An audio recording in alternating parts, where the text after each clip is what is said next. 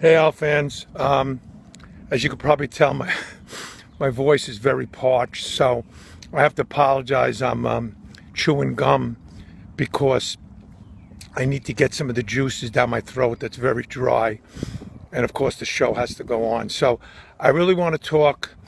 First of all, I want to say some thank yous to people, and I also want to talk about the event. There's no talk today on playoffs. I'm too emotionally drained to get into that. I'll talk about next Sunday, about what happened, and I'll start watching my Dale Hunter tapes on Tuesday to get ready for the Caps. But no talk on the Caps today. That'll be on Sunday. So let me first say it was great seeing my family, my boys together. I wish my daughter Alexis was here, but she couldn't make it. But you know, it's funny as a father when you're an empty nester. It's so different now. I have boys and girls, so I could say this. When you're feeding your daughters, like when I go to dinner with Alexis, we'll have a nice little meal. Or I picture this scene of the father sitting with his three girls, bringing out a box of pizza, and they each have a slice, maybe two, and they get done, they get their little napkin, and they're gone. And that's normal.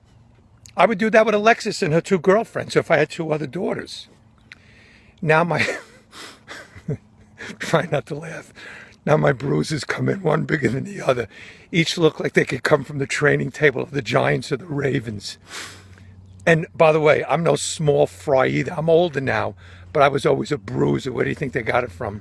So now, when we get pizza, we don't order in slices. We order by boxes. So here's a funny story, and then I'll get into some thanks.